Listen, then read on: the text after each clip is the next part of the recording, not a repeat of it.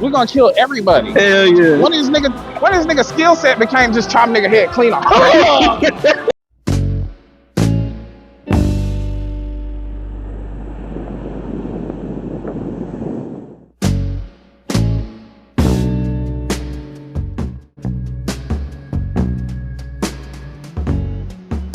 So your dog went to Atlanta Comic-Con this weekend, which is one of the 6 Black Comic-Con conventions in the US. Mind you, this was your first Comic-Con for your boy.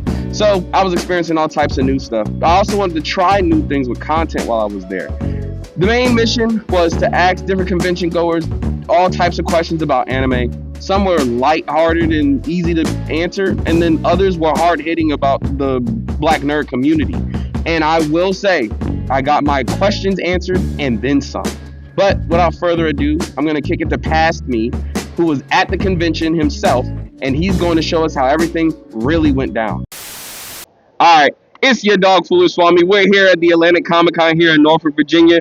We're going to show up. We're going to see all types of crazy things. We're going to talk to a lot of people. We're just going to come here and experience it. We're going to be talking about all types of heavy topics, but we also going to have some fun, some light stuff as well. So let's go ahead and get to it. I will see y'all in the convention.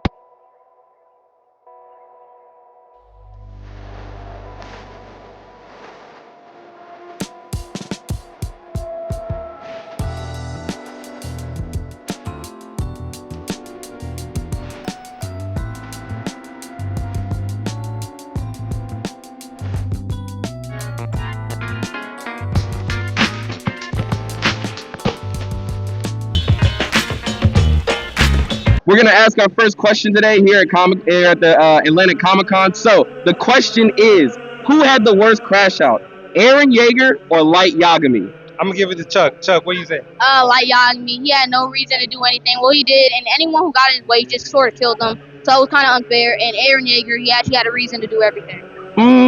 So you're saying Eren did nothing wrong? So would you do the same? No. All right. I'm gonna have to go with the worst crash out. Keep in mind, I'm kind of older, man, but I think it would have to be Eren, because I mean he tried to stomp the whole world. You know, those little kids getting their heads stomped out. So I would have to say Eren in this case. Light, he's just mad because he got caught. All right, that's all it is, man. But all right, that's all I got.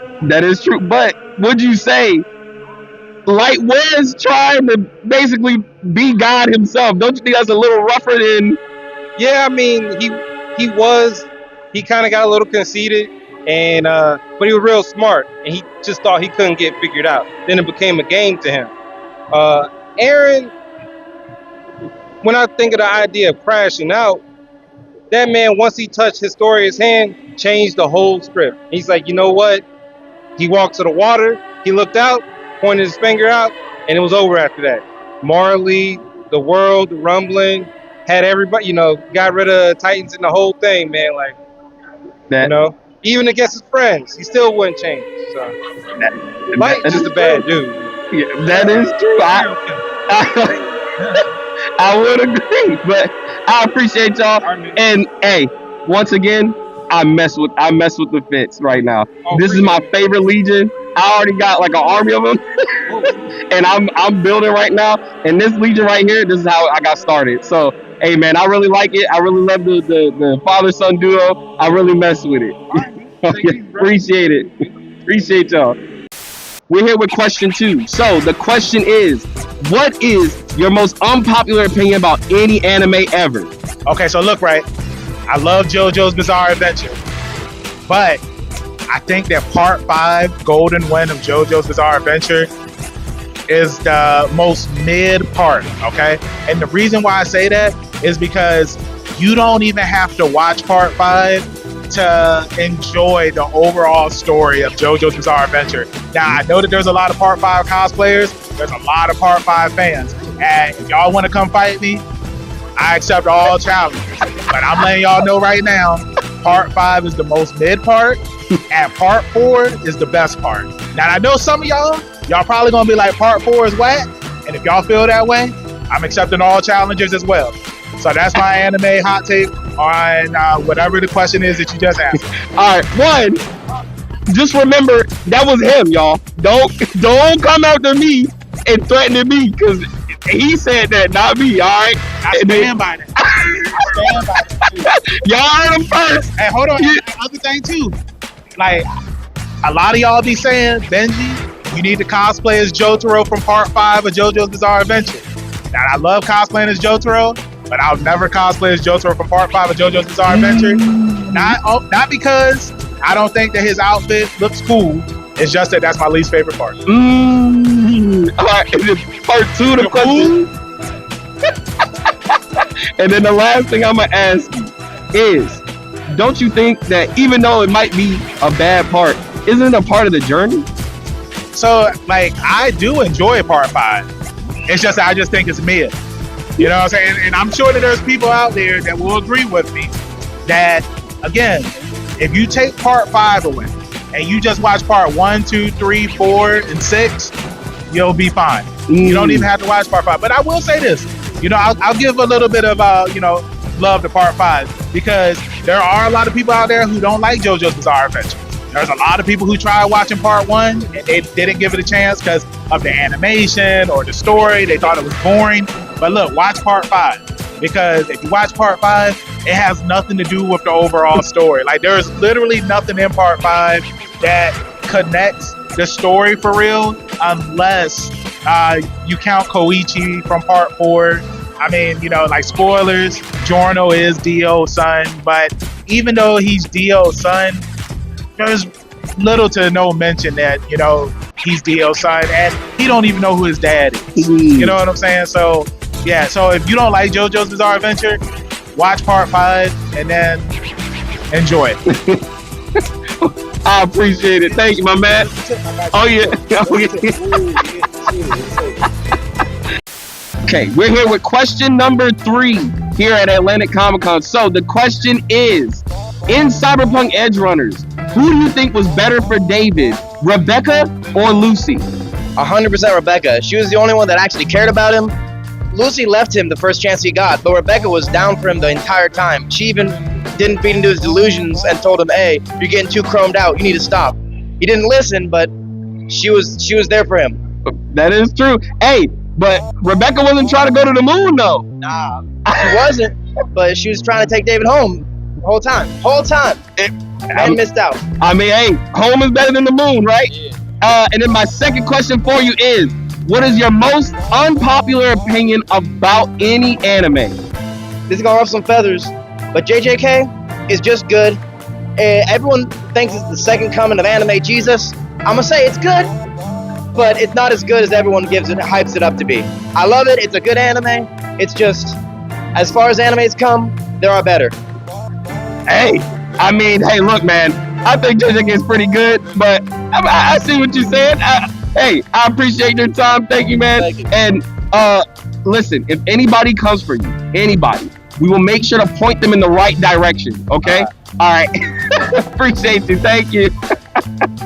Do you like video games? Do you like watching video games? Are you currently about to lose your job because all you do at work is watch video games? Well, then you should come over and subscribe to Swam01.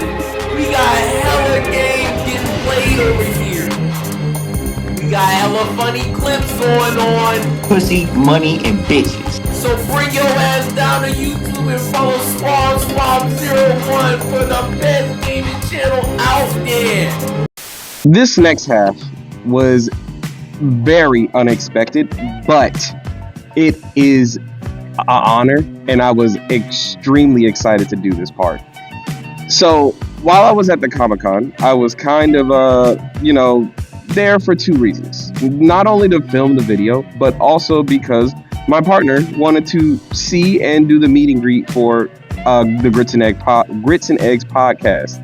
And she wanted to meet Deante Kyle. Well, being the gracious and awesome person that he is, Deante Kyle saw that I had a TV on my head, and I was just talking to him like that, and he was like, hey, if you're trying to ask some questions, why don't we just do a whole interview? So, shout out to my man Deante Kyle, but I got an interview with him, and I got to ask 3 very hard-hitting questions about black nerddom and how it fits into the black community as a whole. If you don't know who Deante Kyle is and you don't know the Grits and Egg podcast, it's really great. You should go and check them out. They are a podcast that talks about all types of issues and important things about the black community and within the black community. And Deante Kyle is a prolific black figure that decided to show up to Atlanta Comic Con to just kind of feel it out and show love to the black nerds. So once again, shout out to Deante Kyle, and hey, here's the interview. All right, it's your boy FoolishSwami. I'm here. What's happening right now is something that was extremely unexpected, but I will say it is an honor and a pleasure. I'm talking to my man right here, Deante Kyle. He is the host of the Grits and Eggs podcast.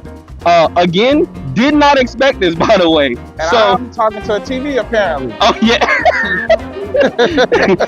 It's all right. It's always weird for everybody who. Nah, it's cool. I'm just getting used to it. That's all, But shit hard, all right? Appreciate it.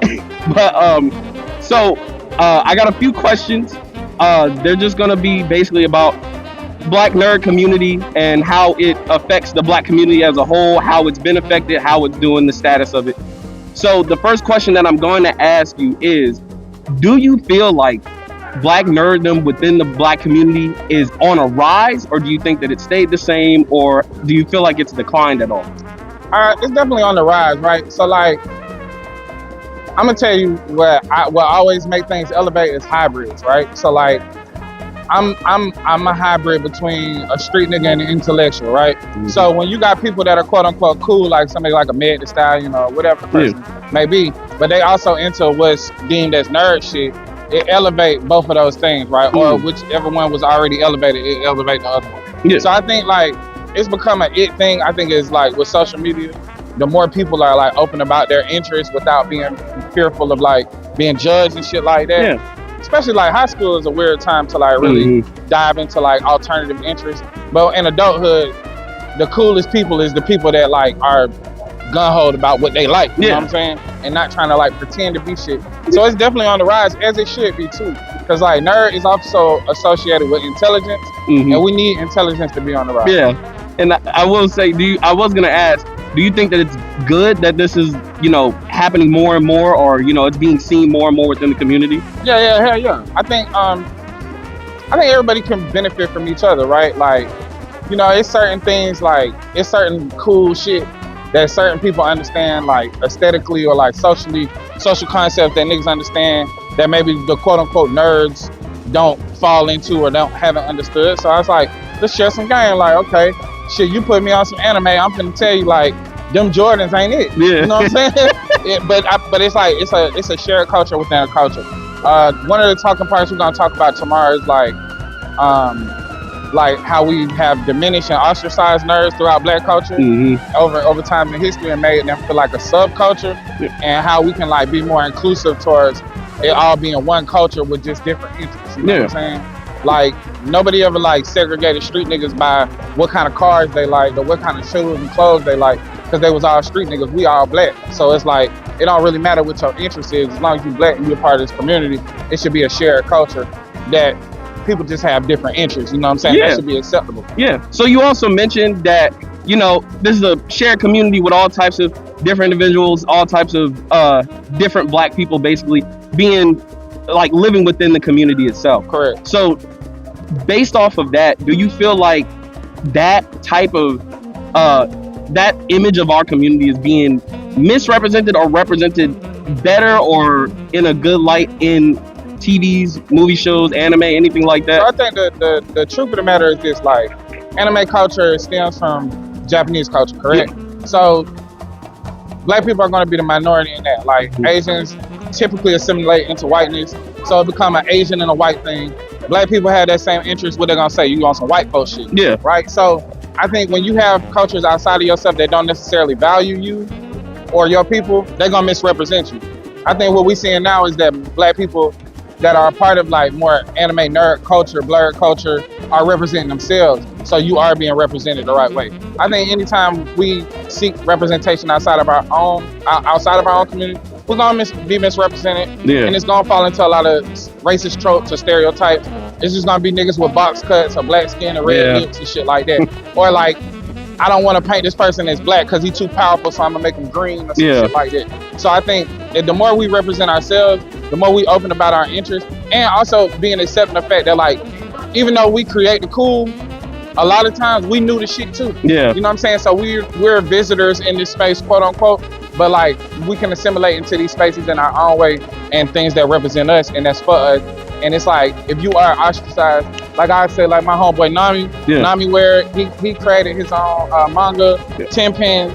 He catch so much racism and flack, and people try to shut him down because he's representing himself in the space. Yeah. And I think like, anytime, especially for black people, anytime we like early to something or we're the minority in something, we face a lot of backlash. But like, it's gonna take persistence and like, fuck, like, ain't nobody gonna dictate what I like. You know what I'm saying? Yeah. I like this shit. If y'all don't like that, I like it. Fuck you. I'm gonna keep liking it over here. Yeah. And then if we keep kicking it like that, it's gonna actually push us to want to represent ourselves more in those spaces. Yeah. And it's also gonna make people that would have hid this as an interest more comfortable in representing that as an interest. You know what I'm saying? Mm-hmm. So, i.e., it's all black people at this anime event, all dressed up, cosplaying. It don't stink. Yeah. That was one of the first things I noticed when I walked in here. You did what I'm saying? Fresh down this bitch. Yeah. We got people still in here selling cookies and cakes and pies, lemonades. It's still some nigga shit going on. Yeah. It's gonna be some ginger lemonade in the spot. You feel me? That's what's going on. But that's the part of that what I mean, inclusivity. Like, we know what we do. If we go to any other event like this, let's just keep it real. It's gonna be tables full of beads, incense, body oils, natural shit. That's what we do, bro. Mm-hmm. That's our shit. So to infuse both things is something we're familiar with. Some from people that's outside of like myself. I'm not necessarily like the biggest anime person, but when I see shit I recognize, I'm like, oh, okay, I'm amongst my people. Yeah, yeah. The lady across from me, she's selling cakes. That's my type of shit. You know what I'm saying? That's where I want to be. Yeah. You know what I'm saying? Recognizable point. It's recognizable point. I got good reference points. So as long as I got the reference points, we're good. You see my man's over here, he's selling body oil. Yeah. I need to see that. I need to see that so I know where I'm at. You know what I'm saying? You feel safer. But it also like, it even get down into like, okay, tattoo culture is a part of this. You know what I'm saying? And it becomes a thing of like, maybe it's just a not knowing. Yeah. You know what I'm saying? Maybe there's ignorance on behalf of people outside of this. And by like niggas being able to face their ignorance or just go into spaces and experience something new, you realize how much you do belong. Yeah. You know what I'm saying? So, the last question that I have. So based off of the conversation that we had so far, you know, black people being represented in different ways, different parts of the community, basically in different shapes and sizes, do you think, or more specifically, do you feel like there are character arcs or things that can be shown on screen that would put us in a better light more often?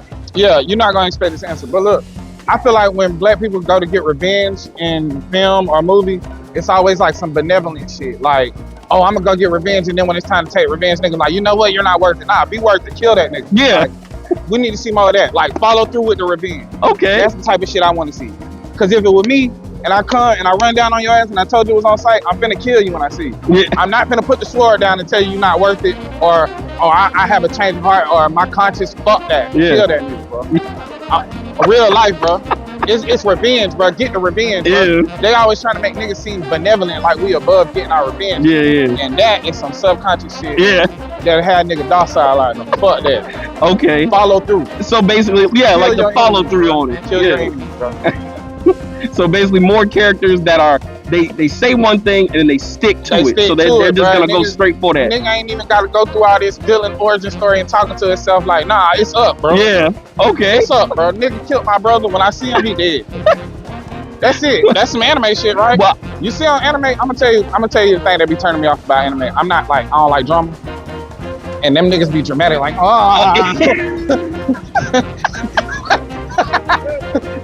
like, look, I ain't gonna lie, I was watching this shit one time, right? So, like, nigga took a conversation out of context. He thought somebody would, like, sneak this on him. Yeah. And he walked away from context, like, why would they say that about me? And it's like, nah, bro, check that shit right there, bro. Say like, who you talking to? We need some more direct shit because that's what I know. I think more following through on your bullshit, but also too, it's like the wanting to belong. You know, sometimes like niggas seen as the outsider, so they gotta prove to themselves to these people that want to ostracize them. Yeah. Fuck that. Yeah. Fuck that. I want a team of outcasts, bro. Y'all niggas don't fuck with us. Guess what? Now we finna go over here power up. We finna get on the Hennessy like Bruce Lee and come back and whoop ass. Yeah. You feel me? Well, and it's like, I think the thing is too, it's like, even the association, like hood, bro, some of the smartest people I know don't bullshit, bro. Mm-hmm. They'll go to they at the highest, bro, do you think a doctor is playing like a black doctor? They're not fucking around, bro. Yeah. You come in their office on some bullshit if you want to. No medical care, you're out. Get this nigga the fuck out of my office. You know what I'm saying? I think this like thing of like, mammifying or like this docile, like head down, please accept me. Yeah. Fuck that. That shit over. That's the shit I want to see done away with. And if a nigga killed your brother and you talk to yourself about that shit in the cave, when you see that nigga, kill him. Yeah. Straight like that. And it's crazy that you say that because I'm gonna hit you with an anime recommendation. All right, bet. As like a final like few thoughts. All right, bet. A good anime that you want to see. I know a lot of people say that this isn't good, but Afro Samurai. Oh, I'm down, bro. Yeah. I'm already knowing. I'm gonna tap in. Hey, Afro Samurai. That's like Bushido Brown. It's like it was. Yeah. It's a lot of black culture infused within it, and it's anime. But I will. Let's take a step. Boondocks is technically anime. Yes. Yeah. I was about to say that. But you see how they was real niggas in Boondocks the whole way. But I will tell you, in Afro Samurai, it is exactly what you're looking for. All right, because this thing about Aaron McGruder, he's like, I like this shit, but them niggas not fucking with me. They not telling my stories. I'm gonna tell my story in this style. Yeah. Fire. Yeah.